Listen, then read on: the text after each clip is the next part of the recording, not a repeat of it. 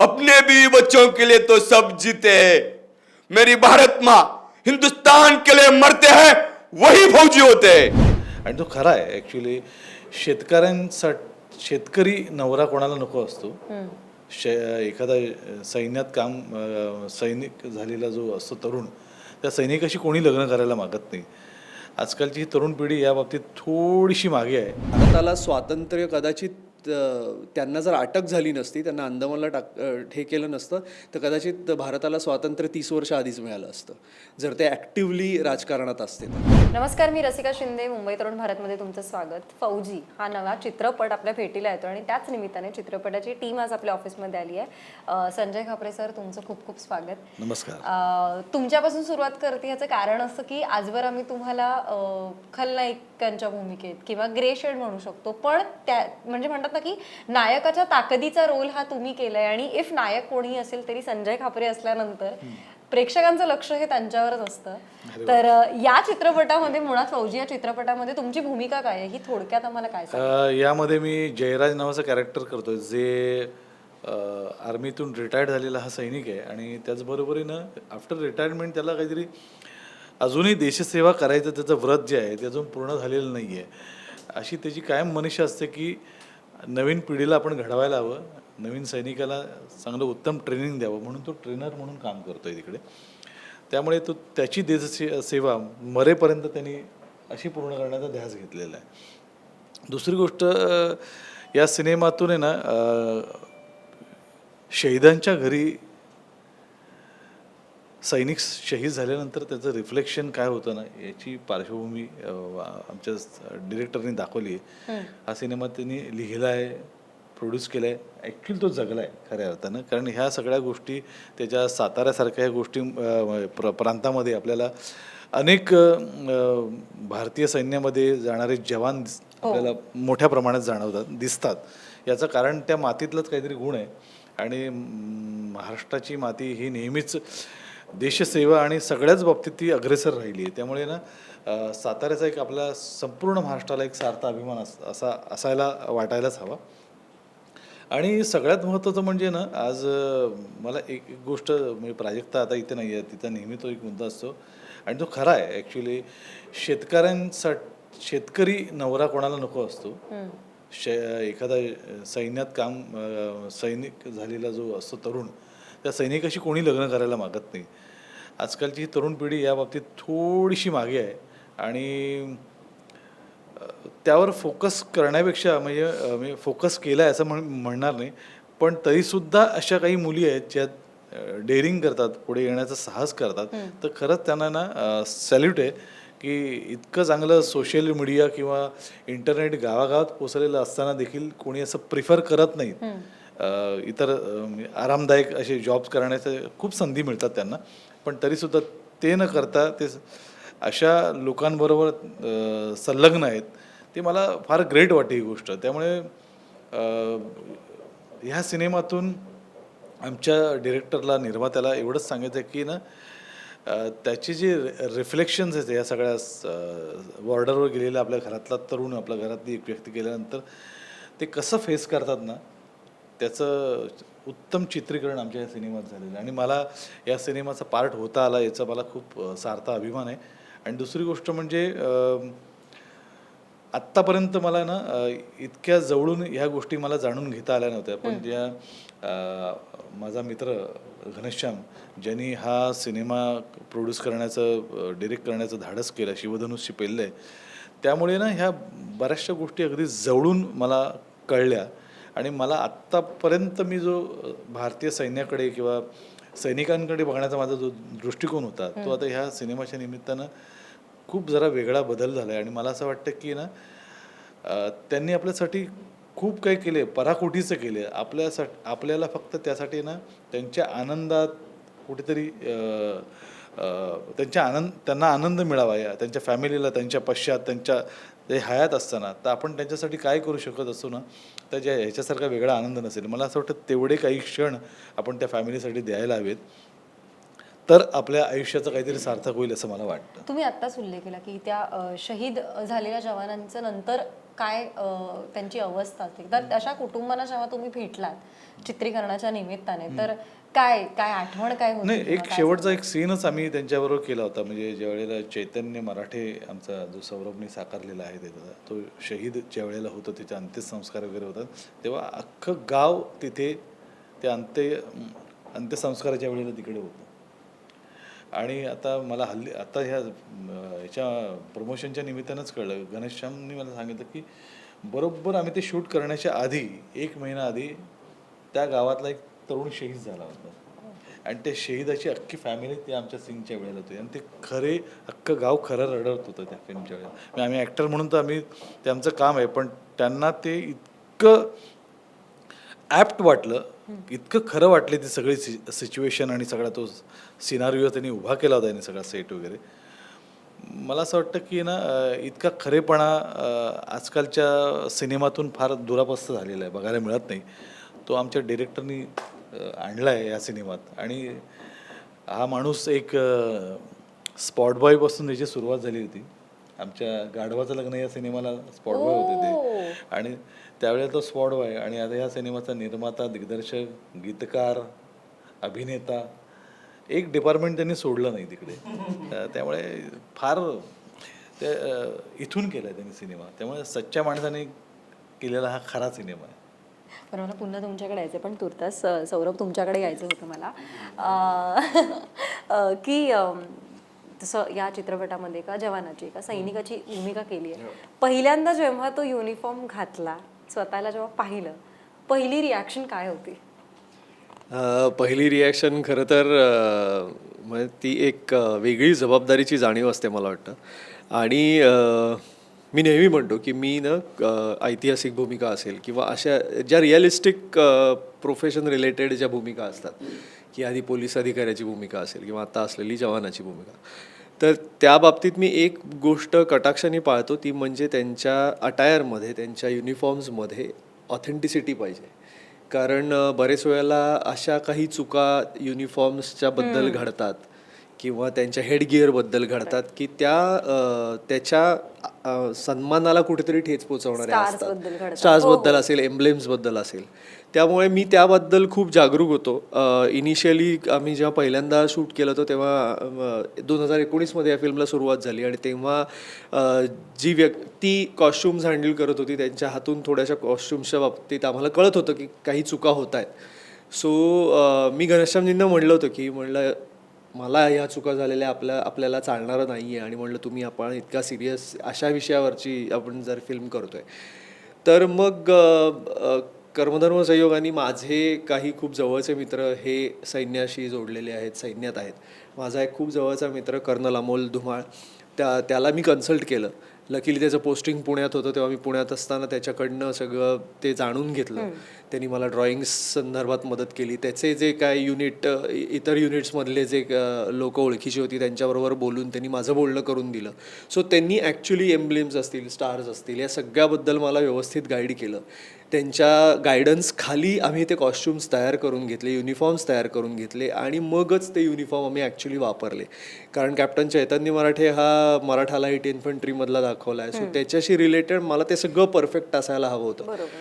So ते मी घेऊन खरं तर गेलो आणि मग शूटिंगला सुरुवात होणार. खरं ते जेव्हा मी तो युनिफॉर्म घातला तेव्हा मी मग त्याला फोन केला की म्हणलं हे काहीतरी वेगळं आहे. म्हणलं ते युनिफॉर्म घातल्यानंतर, कारण रिॲक्शन सांगतो, तो युनिफॉर्म घातल्यावर पहिल्यांदा मी बघितल्यावर मला असं छान वाटलं, इथपर्यंत ठीक आहे. पण जेव्हा मी ॲक्च्युली त्या शूटसाठी गेलो, तो जो फ्युनरलचा सिक्वेन्स आता दादा सांगत होता, तर तेव्हा तिथे काही उपस्थित असलेले रिटायर्ड आर्मी ऑफिसर्स जे होते त्यांनी मला बघितलं. सरांनी माझी त्यांच्याशी ओळख करून दिली. तर त्यांनी मला ॲक्च्युली विचारलं की सर आत्ता सध्या पोस्टिंग कुठे आहे तुमचं. आणि सो इतकं ते त्यांना ऑथेंटिक वाटलं आणि ते इतकं तसं दिसत होतं ऑथेंटिक की त्यामुळे मला ती जबाबदारीची जाणीव अजून झाली. ऑफकोर्स त्यांना आम्ही सांगितलं की नाही, मी फक्त ॲक्ट करतोय, पण हे कॉस्ट्युम्स आम्ही त्या गायडन्स नाही नाही ते. आणि त्यांनी पर्टिक्युलरली ते म्हणाले की इतकं लक्ष देऊन व्यवस्थित सगळ्या गोष्टी इतक्या परफेक्ट आहेत, कारण त्यातल्या प्रत्येक गोष्टीला तुमचा अर्थ असतो, त्या स्टार्सना अर्थ असतो, त्या एम्ब्लेम्सना असतो, काही त्यांच्या पट्ट्या, नाव कुठे लावायचं, हे सगळं काटेकोरपणे जर असेल तर त्याला अर्थ आहे. आणि ते म्हणले ते खूप इतकं परफेक्ट आहे की त्यामुळे सगळ्यांना तिथे वाटत होतं की मी ॲक्च्युअल मराठा लाईट इन्फंट्रीमध्ये आहे. आणि त्यांनी मला विचारत होते की पोस्टिंग कुठे आहे. सो ती एक जबाबदारीची जाणीव प्रचंड होती. आणि त्याला फोन केला अमोलला मी, आणि त्याला म्हणलं हे काहीतरी वेगळंच आहे. आणि म्हणलं काहीतरी वेगळीच एनर्जी येते रे हे घातल्यानंतर. तर तो हसायला लागला. तो म्हणलं आता कळलं त्याला किती महत्त्व असतं. आणि सो वेगळं आहे ते, फिलिंग खूपच वेगळं आहे. सर तुमच्याकडे यायचं आहे मला. आत्ताच सर म्हणाले की स्पॉट बॉय पासून खरं तर हा प्रवास सुरू झाला. स्वतः शेतकरी कुटुंबातील आहात.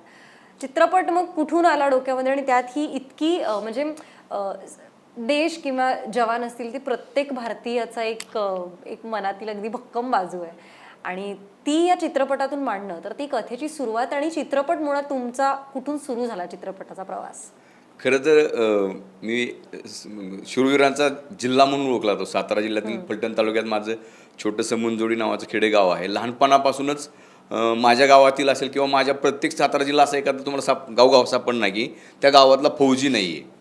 त्यामुळं मी आमच्या भागातून फौजी कसा भरती होतो, तो भरती झाल्यावरती किती आनंद होतो, नंतर तो परत यायची किती घरची वाट बघतात, किंवा तो जाताना प्रत्येकाच्या भावना काय असतात. आणि एखादा माझा बंधू जर चुकून शहीद झाल्यानंतर आमच्याकडे येणारी ती मिरवणूक असेल, वरात असेल, किंवा तो फुलांचा अट्टहास असेल, किंवा तो तिरंग्यात आलेले तो क्षण असेल, तर तो असं क्षण असतात की ते म्हणजे फक्त फॅमिलीत ती दुःखात नसते, तर अख्खं गाव नाही, अख्खा तालुका, ज्याला ज्याला कळल तो माणूस तिथे येत असतो.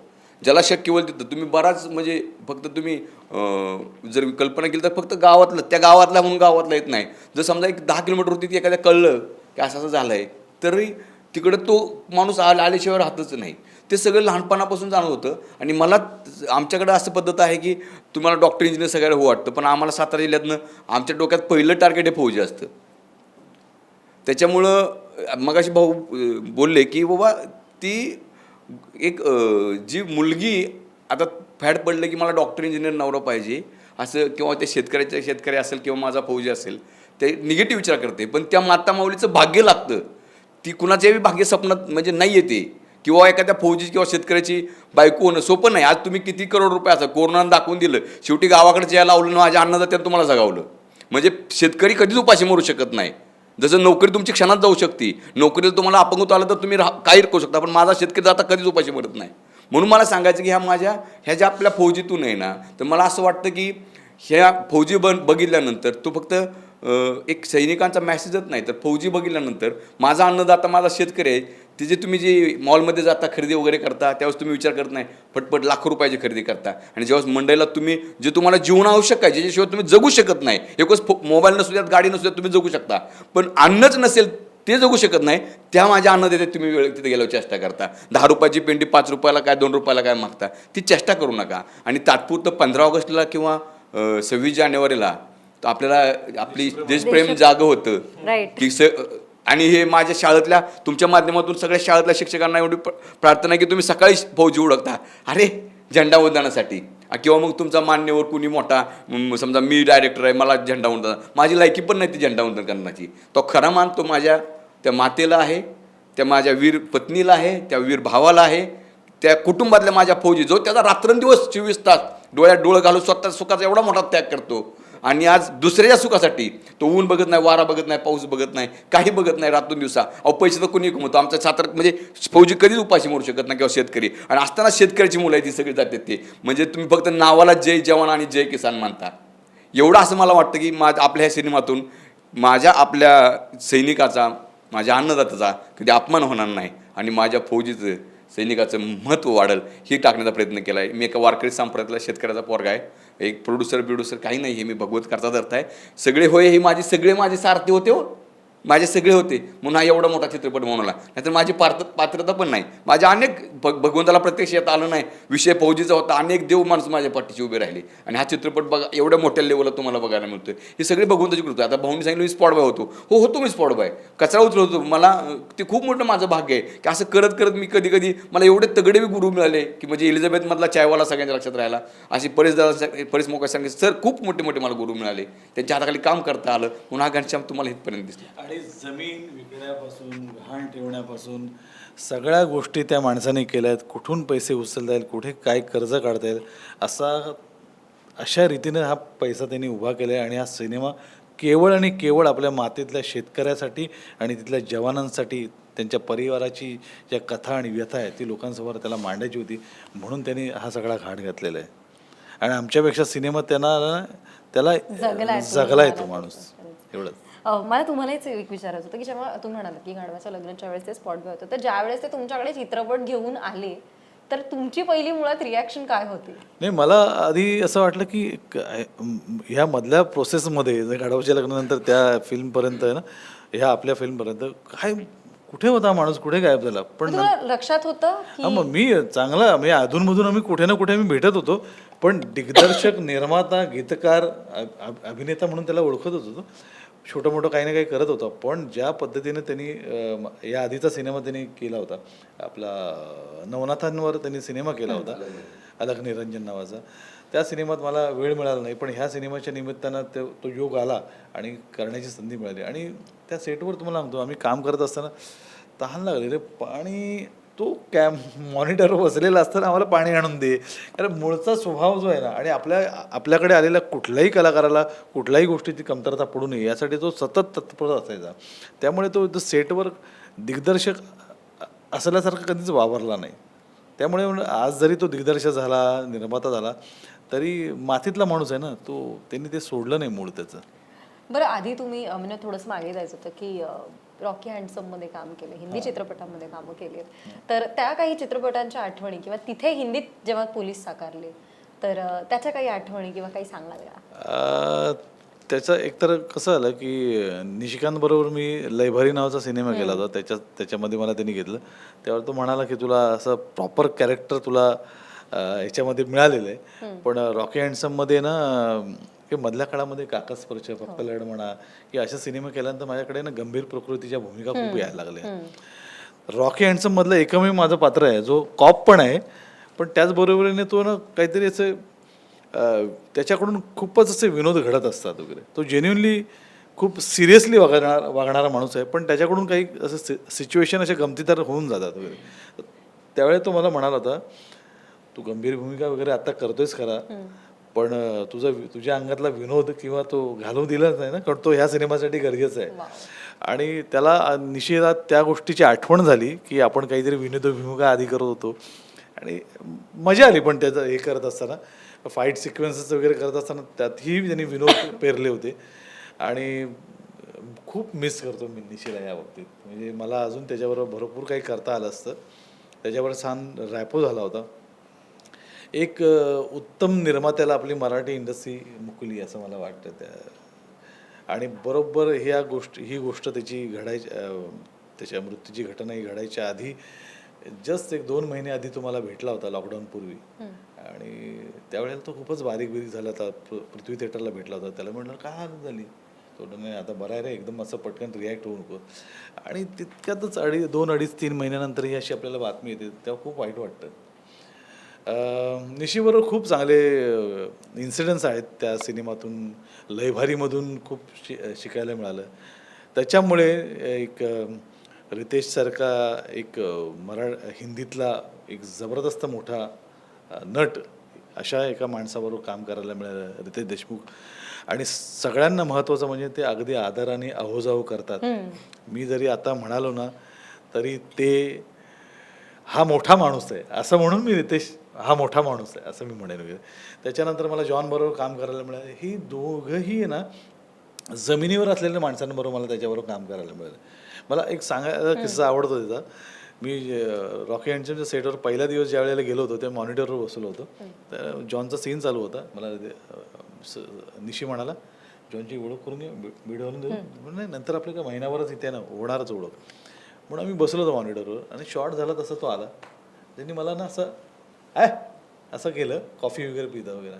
मी मागे वळून पाहिलं, दुसरं कोणाला तरी केलं, मला नाही, मला कशाला करायचं. तर त्यावेळेस तू तू आणि नंतर जवळ आला आणि बसले वगैरे आम्ही सगळे. तर निशी बोलला नाही, ओळखलं नाही याला, I have seen his work wow in लय भारी. अरे सुपर आहे. आणि तो माझ्या बायसेपचं कौतुक करे. जॉन ओके त्यावेळेला मी ह्याच्यापेक्षा साईज माझी मोठी होती, पण जॉन यांच्या पुढे काहीच नाही. म्हटलं सर तुम्हाला बघून आपको देखे हम इन्स्पायर हो गए. नाही नाही नाही आपके अच्छा आहे हो. ते एक कलेजा लागतो फार मोठा. त्या माणसाने खूप काही टिप्स दिल्या आणि महत्वाचं म्हणजे ना माणसात राहून माणसासारखं वागायचं हे त्यांनी Stardom म्हणतो तसं शिकवलं. नाही. शिकवण्यापेक्षा त्यांच्याकडून शिकायला मिळालं. आपसूक निशीकडून काय मिळालं असेल ह्या दोन माणसाकडून आहे ना, दोन माणसं आपल्या आयुष्यात आली आणि बरंच काही परिवर्तन घडून गेली असं वाटतं. तर मगाशी आपण म्हणत होतो की सिम्बा आणि सर्कसमध्ये पण तू काम केलंयस, तर हिंदीत काम करण्याचा मुळात अनुभव कसा होता आणि रणवीर सोबत काम करणं त्याबद्दल काय सांगशील, सर्कसच्या आठवणीबद्दल काय सांगशील? अनुभव खूपच छान होता. सिम्बा आणि सर्कस जर बघितलं तर एक सर्कस सिम्बामध्ये एक मोठा फरक हा होता की सर्कसमध्ये स्टारकास्ट खूप प्रचंड मोठी होती. त्यामुळे समहाऊ आम्हाला राहून राहून सगळ्यांनाच असं वाटलं की मोठे मोठे जे ॲक्टर्स आहेत, जॉनी सर आहेत किंवा अनेक असे ॲक्टर्स त्यात आहेत की त्यांना ना त्यांच्या लेव्हलला जाऊन बॅटिंग करायची संधी नाही मिळाली त्याच्यात. ओके सो कुठेतरी ते लोकांना मला वाटतं जरा जास्त क्राऊडेड असं ती कास्ट असल्यामुळे, पण त्यामुळे आम्हाला आमच्यासारख्या नवीन ॲक्टर्सना खूप फायदा झाला. कारण त्या लोकांबरोबर शूटिंग करणं, त्यांचे रिअल लाईफ एक्सपिरियन्सेस ऐकणं आणि ते कशा पद्धतीने या क्राफ्ट बरोबर खेळतात किंवा काय करतात काय नाही करत हे ऑब्झर्व करणं आमच्यासाठी खूप बेनिफिशियल होतं. आणि त्यामुळे मी ते शूटिंग थरली एन्जॉय केलं. म्हणजे माझा त्यातला रोल मला वाटतं खूप छोटासा होता आणि असं काही त्याच्यात फारसं खूप करायला स्कोप असेल असंही नाही मी म्हणणार. पण ह्या गोष्टींसाठी माझ्यासाठी ते सर्कस हा एक खूप मेमोरेबल एक्सपिरियन्स होता. सिम्बाच्या बाबतीत तर म्हणजे अगेन ते कॅरेक्टर जरी म्हणजे स्क्रीन टाईम वाईज आपण विचार केला कदाचित ते छोटं आहे, पण सरांनी ते ज्या पद्धतीने लिहिलं होतं, ज्या पद्धतीने ते डेव्हलप केलं होतं आणि त्यांचा जो एक विचार होता तो खूप महत्त्वाचा होता. मला अनेक जण विचारतात की निगेटिव्ह अचानक तू केलंस आणि ते सुद्धा अशी एक व्यक्ती की जो ड्रग ॲडिक्ट आहे, रेपिस्ट आहे आणि तू कुठे वाटतोस तसा, तू दिसायला अजिब. तर मला ते मी हे सरांकडनं पण मला साधारण हे जाणवलं होतं की त्याच्या मागचा त्यांचा थॉट हा होता की दरवेळेला आपण एखादी वाईट विचाराची व्यक्ती जेव्हा इमॅजिन करतो किंवा एखाद्या फिल्ममध्ये ती दाखवली जाते तेव्हा ती दरवेळेला अशी राकट आणि दिसायला काहीतरी विचित्र त्याचे काही फीचर्स असतील असंच असण्याची गरज नाहीये. म्हणजे हा एक्झॅक्टली म्हणजे खरं कधीतरी असा राकट दिसणारा माणूस हा अत्यंत मऊ आणि कोमल असू शकतो. आणि हा एक लोकांचा जो गैरसमज असतो की समोरची चांगली दिसणारी व्यक्ती ही ती दिसते चांगली म्हणून ती बाय डिफॉल्ट स्वभावानी आणि सगळ्या आचरणांनी चांगलीच असेल, हा एक अत्यंत मोठा गैरसमज आहे. आणि तो अनेक वेळेला लोकांना त्याचा अनुभव येतो, पण ते खुलेआमपणे कधी असं क्रिएटिव्हली मांडलं जात नाही कुठल्याही विषयात. आणि मला वाटतं तो थॉट सिम्बातल्या त्या कॅरेक्टरबद्दल होता. तो माझा हिंदी फिल्मचा पहिला एक्सपिरियन्स आणि माझ्यासाठी ते फार फॅन्टॅस्टिक होतं. कारण मला नंतर हे चला हवाई उद्याच्या मंचावर कळलं. तिथे जेव्हा सरांना माझ्याबद्दल विचारलं गेलं की सौरभला कसं काय तुम्ही याच्यात घेतलं, तर तेव्हा ते म्हणले की त्याला माहीत नाही आहे, पण म्हणे मला आत्ता या प्लॅटफॉर्मवर मी सांगेन की मी त्याचं सगळं काम पाहिलं होतं. म्हणजे मी त्या सगळ्या लिंक्स मागवून घेतल्या आणि कारण ते शॉर्टलिस्ट ॲक्टर्स जेव्हा रोहित सर निवडतात तेव्हा ते स्वतः निवडतात. म्हणजे ते काही लोक नावं देतात, त्यातले नंतर ते डिसाईड करतात. सो मी सगळं काम पाहिलं होतं आणि म्हणे मला जी अपेक्षा होती त्याच्यापेक्षा खूप म्हणजे माझ्या अपेक्षेच्या कित्येक पट वेगळ्या पद्धतीने त्यांनी परफॉर्म केलं आहे. सो आणि मला तिथे ही ह्यूज कॉम्प्लिमेंट होती. म्हणजे इव्हन सेटवरही मला ही कॉम्प्लिमेंट त्यांच्याकडनं अशी अचानक मिळाली होती. पहिला शॉट माझा झाला आणि ते बाहेर आले आणि ते फक्त एवढंच मला म्हणाले सॉलिड काम करतो रे तू, आणि निघून गेले. मला त्यांची फायटर टीम आणि ह्या लोकांबरोबर माझी छान मस्त ओळख झाली होती. तर ती लोक मला येऊन म्हणली की सॉलिड नशीबवान आहेस. म्हणलं का हो, म्हणजे असं बोलत नाहीत ते कधी कोणाला. So it was a surprise. त्यानंतर मला हेही कळलं की जेव्हा मी पहिले काही सिक्वेन्सेस माझे करून झाले होते आणि त्यांची ना बेसिकली ॲक्टर काय ताकदीचं आहे हे त्यांना इतकं परफेक्ट कळतं. माझा जो जेलमधला सिक्वेन्स आहे जो खूप पॉप्युलर झाला, खूप व्हायरल झाला, लोकांनी खूप ॲप्रिशिएट केला, तो ज्या दिवशी आम्ही शूट करणार होतो त्या दिवशी मी व्हॅनिटीमध्ये बसलो होतो आणि त्यांनी सांगितलं होतं की आता पुढचा सिक्वेन्स आपण तो शूट करू. म्हणलं ओके. तर तोपर्यंत मला मी काय बोलणार आहे काय हे काहीच कल्पना नव्हती. सो मला एडी आला त्यांचा, त्यांनी स्क्रिप्ट दिलं आणि त्यांनी सांगितलं सरांनी हे दिलं आहे आणि त्यांनी सांगितलं आणि मी त्याला विचारलं की काय करणं अपेक्षित आहे, काही त्याला नाही. सरांनी सांगितलं त्याला हवं ते करू दे. ओके. सो तो मग मला नंतर इव्हन विजयदादा म्हणाले पाटकर की म्हणे त्याला तो सेन्स फार टेरिफिक आहे. तो अशा ॲक्टर्सना कधी डिरेक्ट करायला जात नाही. तो सांगतो तू सूट. मला जर वाटलं की हे नको आहे मला तर मी तेवढं तुला सांगेन, पण otherwise you have full freedom, तुला काय करायचं ते कर. सो हे एक्सपिरियन्सेस आणि हे शिकणं म्हणजे एक डायरेक्टर कसा असावा, कशा पद्धतीने ते क्रू हँडल करतात. बरं तिथे असलेल्या कुठल्याच सिनियर ॲक्टर्सकडनं, कारण सगळेच त्या तोलामोलाचे असल्यामुळे ना कोणाकडनं तुम्हाला अशा व्हाईब्स येत नाहीत की हां मी म्हणजे कोणीतरी आहे. म्हणजे मला समजा एखादा सिक्वेन्स चालला आहे, मी एखाद्या पद्धतीने एखादा डायलॉग बोललो तर मला आशुतोष राणा येऊन म्हणायचे की अरे याच्यापेक्षा असं करून बघ अजून मजा येईल वगैरे. सो असे इतकं ते छान वातावरण असल्यामुळे ना जो एक साधारण गैरसमज लोकांच्या डोक्यात असतो की बापरे काय ॲटिट्यूडवाली लोकं असतील किंवा कशी वागत असतील, असं अजिबात नाही आहे. कारण ऑब्व्हियसली जर त्यांना वर्थ वाटण्यास जोगं काम तुम्ही करू शकत नसाल तर ते कदाचित तुम्हाला तसा ॲटिट्यूड देतील. पण त्यांना ज्या वेळेला कळतं की समोरच्यातही तितकी कपॅसिटी बहुतेक आहे तेव्हा ते त्या पद्धतीने त्यालाही पुश करायचा प्रयत्न करतात. सो तिथनं मला त्या लोकांकडनं ह्या गोष्टींमध्ये खूप शिकायला मिळालं. आणि रणवीर बरोबरचा अनुभव तर फारच भन्नाट आहे. कारण तिथे अशी पद्धत म्हणजे साधारण आहे सरांकडे की तुमचं शूट एका दिवशी असतं, आदल्या दिवशी तुम्हाला बोलवतात. सो तुम्ही जरा सेटल झालात हैदराबादला शूट करताना आणि मग दुसऱ्या दिवशी शूट करायचं. सो मी पहिल्या दिवशी तिथे गेलो आणि मला काही ऑब्व्हियसली शूट नव्हतं. सो मी हॉटेलमध्ये होतो आणि माझा आवडीचा उद्योग म्हणजे व्यायाम करणे. सो मी संध्याकाळी जिमला गेलो तर तिथे ऑलरेडी सर वर्कआउट करत होते, सोनू सूद वर्कआउट करत होते, रणवीर आणि त्याचा ट्रेनर होते, मी वर्कआउट करत होतो. तर मी त्यांची धमाल पाहत होतो. तर आणि तेव्हा माझी काही त्यांच्याशी ओळख नव्हती. सो म्हणजे त्यांना कळलं की कोणीतरी आहे बाबा, काय काय कसं माहीत नाही. मग मी सगळं पाहत होतो, त्यांची मजा चालली होती, वर्कआउट झाले गेलो.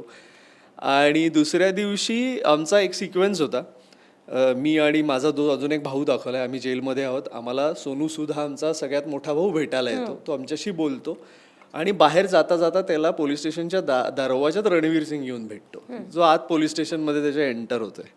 तो आमचा सिक्वेन्स झाल्यानंतर त्यांचा सिक्वेन्स शूट करत होते. आमचा सिक्वेन्स झाला होता आणि बॅकग्राऊंडला त्याचा जेव्हा सोनू सूदचा OS चालला होता तेव्हा बॅकग्राऊंडला आम्ही दिसणार ऑब्व्हियसली थोडंसं. त्यामुळे आम्हाला आत इथेच थांबायला सांगितलं होतं. रणवीरची एंट्री झाली आणि त्यांनी बघितल्यावर असं बघितलं तर कारण त्याला मी दिसलो, तोपर्यंत आमची ओळख नव्हती.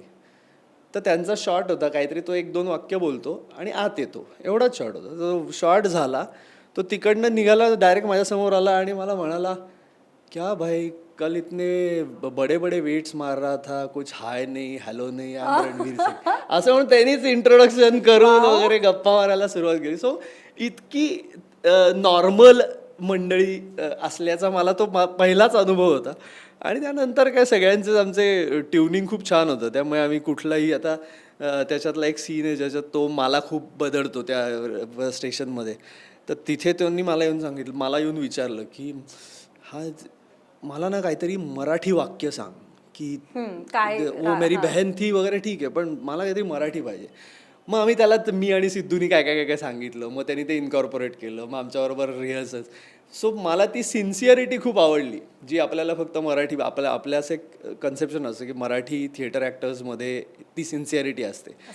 पण ती मंडळी पण तेवढी प्रोफेशनल सगळी, एक्झॅक्टली ते तेवढे ओपन आहेत, तेवढे अर्थात त्यानंतर मी आत्ता इन 3 हिंदी फिल्म्स मी केल्यात. सो खूप लोकांबरोबर मी अजून काही काम करू शकलेलं नाही आहे. पण लकीली जितक्या लोकांबरोबर काम करायची संधी मिळाली ते सगळेच इतके डेडिकेटेड आहेत.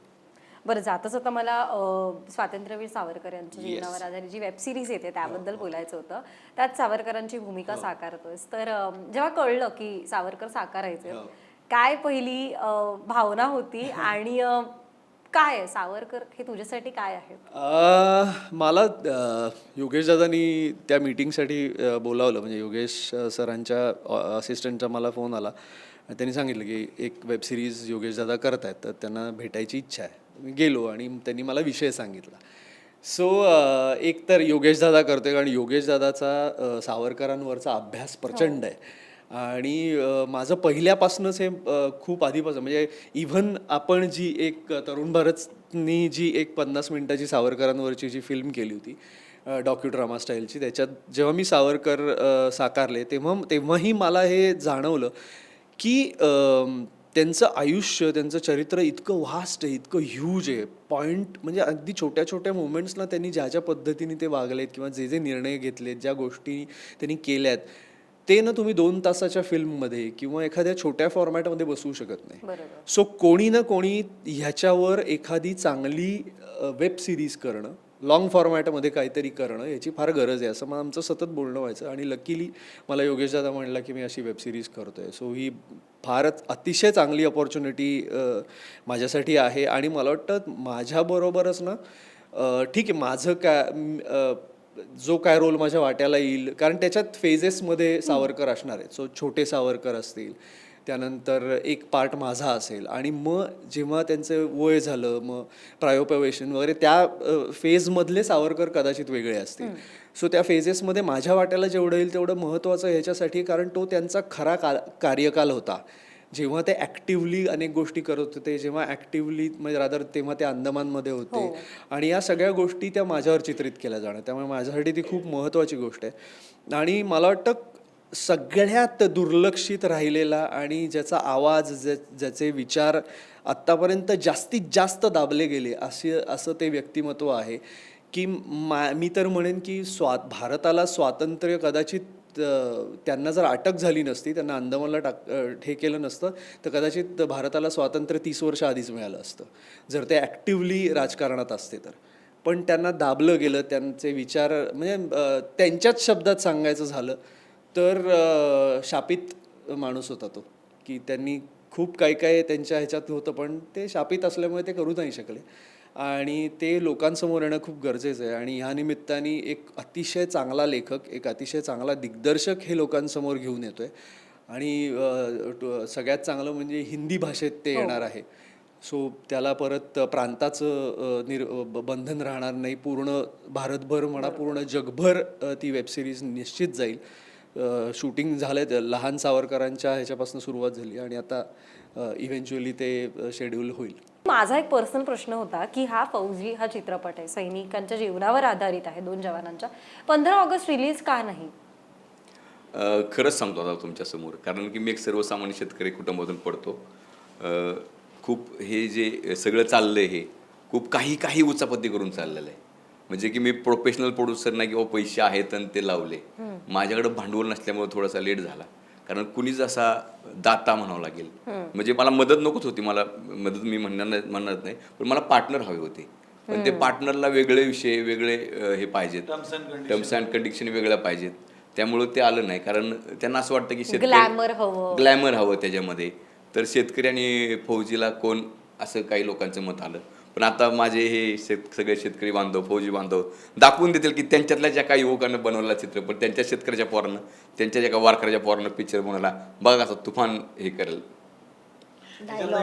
डायलॉग आता आपण फौजीचाच विषय करतोय, तर एक सहज असा डायलॉग आहे, ज्यावेळेस तो फौजी जखमी झाला असतो आणि टिनू वर्मा आहेत विलन, ते विचारतात की अरे तो जखमी झाला असतो आणि त्याच्या हातामध्ये बॉम्ब असतो.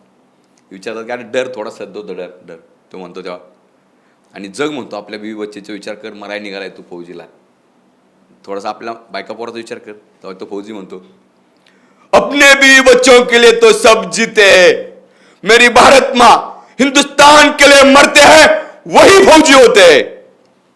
वाव.